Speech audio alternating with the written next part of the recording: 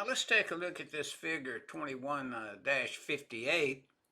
And what I did here was take the zone classifications that are outlined in 505.5B1 through B3 and kind of made a little table and chart for you to break it down, maybe a little easier for you to review and look at. But the IEC zone chart, our zones are to the left, first column.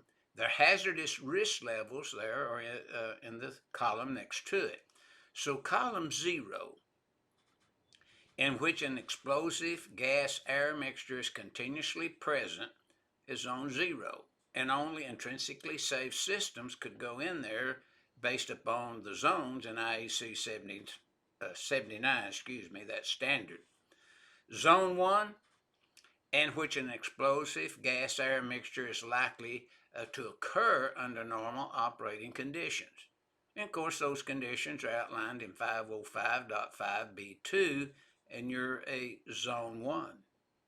To determine your Zone 2 now, in which an explosive gas-air mixture is not likely to occur in normal operation, and if it occurs, it will only last for a short period, see.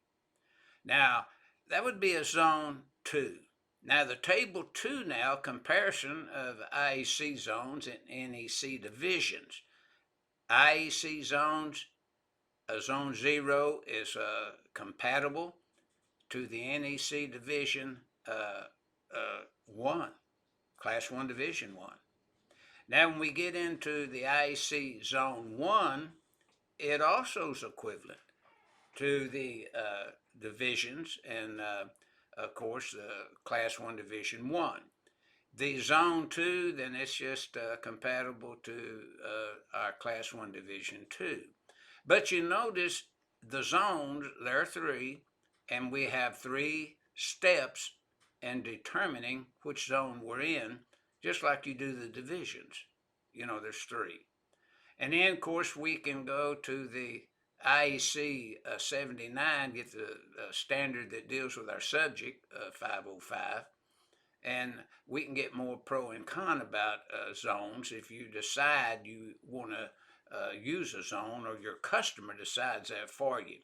But basically, that's what this figure 21-58 is pointing out, is that how you would determine the zones and then how you would compare the zones to the divisions. And that's what this illustration is illustrating to the user of the NEC.